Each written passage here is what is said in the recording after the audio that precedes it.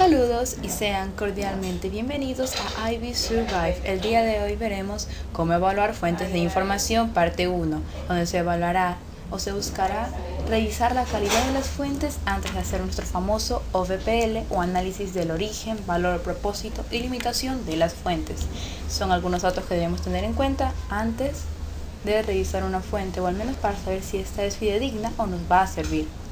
En primer lugar, tenemos que analizar la ascendencia del autor. Esta es una de las partes más importantes. Si bien es cierto, buscamos nuestras fuentes gracias a la información que nos pueden proveer, o más bien por el tema que abarca. Sin embargo, el autor es una de las partes más importantes debido a que este es el que crea el contenido y sobre él recae el mayor peso debido a sus estudios o demás. Se debe tener en cuenta quién es el autor implícito del tema. Adicional a esto, qué estudios tiene acerca del tema que abarca. Un ejemplo clásico es en la historia. No podemos revisar un libro de la Segunda Guerra Mundial que haya sido escrito por alguien que en su vida haya estudiado la Segunda Guerra Mundial. Así también se tienen autores en línea o autores en internet. Hay que tener mucho cuidado en este aspecto porque pueden aparecer los trolls o los famosos trolls de internet o personas que busquen burlar su búsqueda de información. Debe saberse si la página pertenece realmente a alguien o, como dije, no es un simple troll. Si hay información de contacto con esta página y se puede interactuar con el creador o los creadores, sea una empresa o una institución pública o también una persona, para saber si se pueden hacer modificaciones y mejoras a la página. Esto no significa que vamos a buscar una Wikipedia donde podamos editar. Hay que tener espacio con los espacios wiki. Tener cuidado con los espacios wiki, debido a que en estos lugares podemos editar la información. Al ser editable, podemos correr el riesgo de que la información que llegue a nuestras manos haya sido cambiada de forma incorrecta. Por ejemplo, podemos buscar un tema de la Segunda Guerra Mundial y tal vez encontrarnos con algo que tenga que ver con Shakira. En tiempo y espacio no tiene ninguna relación. Otro factor a tener en consideración es la audiencia o a quién va emitida la fuente que se trata de estudiar. Saben bien que las fuentes pueden ser gráficas como una imagen, un video y demás, auditivas también como testimonios o escritas como un informe u otros, inclusive un periódico. La audiencia es la parte a quien el autor básicamente quiere convencer de lo que está exponiendo, por lo cual, gracias a la audiencia, el texto, la imagen u otros, incluso los periódicos pueden tornarse amarillistas, opositores o a favores de un régimen, de un gobierno, de una persona, etc. Asimismo, la fecha o el tiempo más bien es un factor importante, y no me refiero con el tiempo al que marca su celular o su reloj en ese momento, sino más bien a la cronología que llevan en muchos aspectos, especialmente en la historia, que es una de las materias que se basa en el tiempo, en las fechas, lugares y nombres. Un ejemplo clásico es estudiar, por ejemplo, la prehistoria desde una perspectiva de la edad moderna. Es muy distinto, no podemos mezclar ese tiempo, o no podemos estudiar un libro de la prehistoria que no nos hable absolutamente nada de la prehistoria, sino más bien de la Edad Media, por ejemplo, o que los confunda. Esto debemos tenerlo en cuidado porque se llama temporización histórica o también la cronología comúnmente. Asimismo, no solamente la fecha es un factor a tomar en cuenta, no solamente el tiempo, sino también el lugar. Por ejemplo, cuando queremos estudiar un tema de Oriente Medio, no podemos hacerlo con la perspectiva de Occidente.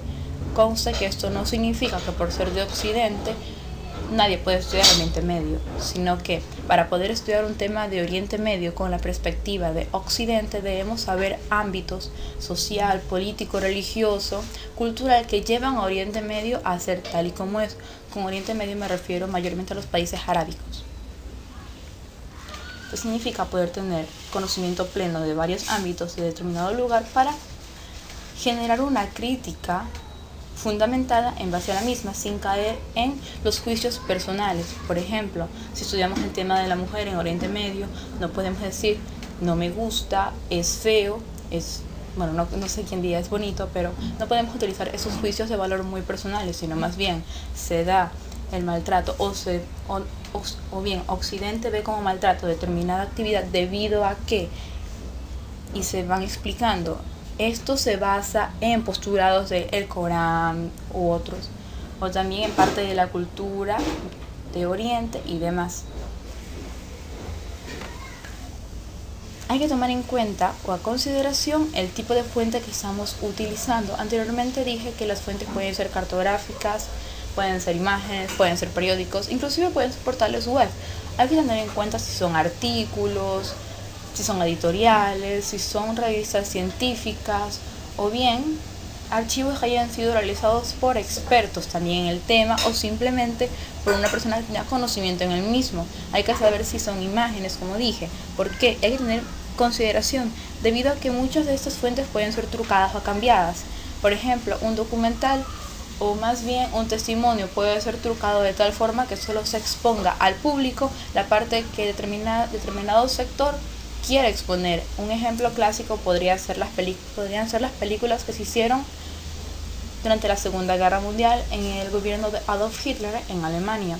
Se exponía acerca de cómo vivían los judíos en guetos, cómo eran cuidados por la sociedad alemana, para demostrar que el régimen era correcto. Sin embargo, la vida de los judíos era muy distinta, terminando incluso en la muerte de millares de estos.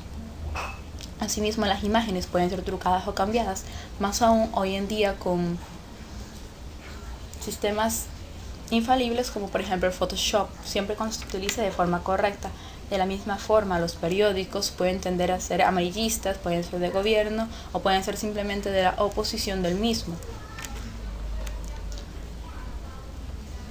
En base a lo anterior, el tipo de fuente, especialmente en los libros y en las imágenes, van los editores. Aunque parezca mentira, casi nadie se percata en revisar qué editor es de cada fuente. Sin embargo, es una parte importante, puesto que el editor es quien va a publicar la información que el autor ha creado. El autor puede ser el autor de una caricatura, el autor de un libro, de un artículo y demás.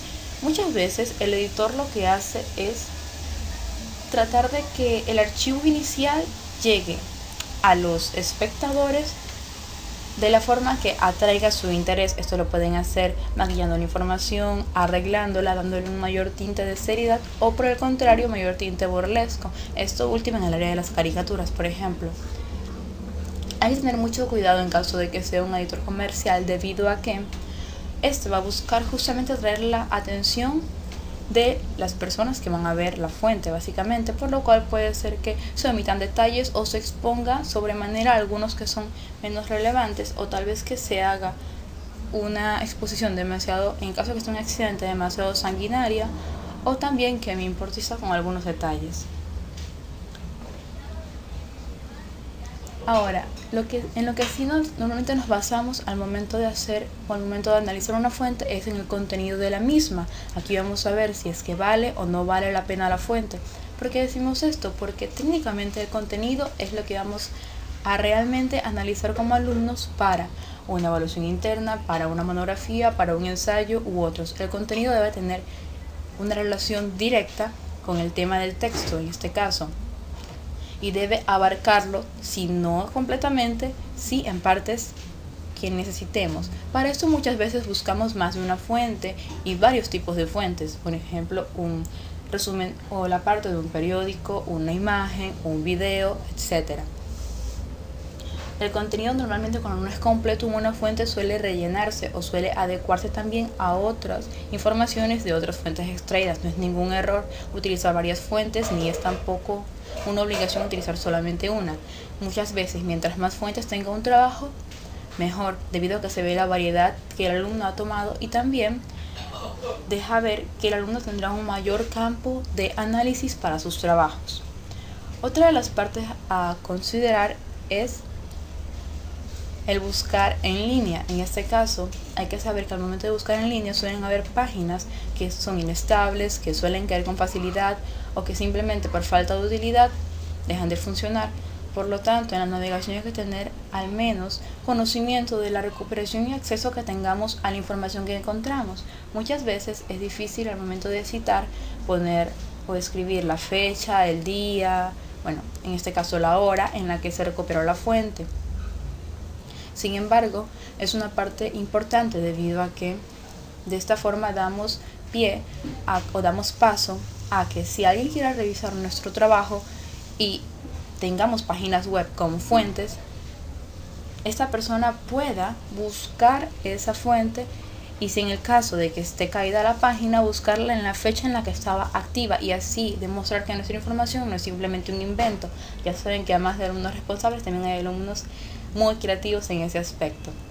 Por lo tanto, es crucial que el recurso tecnológico disponga de un sistema de navegación ordenada. Esto suele encontrarse en páginas oficiales, páginas gubernamentales, aunque también hay que tomar en consideración que estas páginas por saturación suelen caerse en muchas ocasiones. Otra de las partes que se toma en cuenta, en Internet al menos, es la autoría.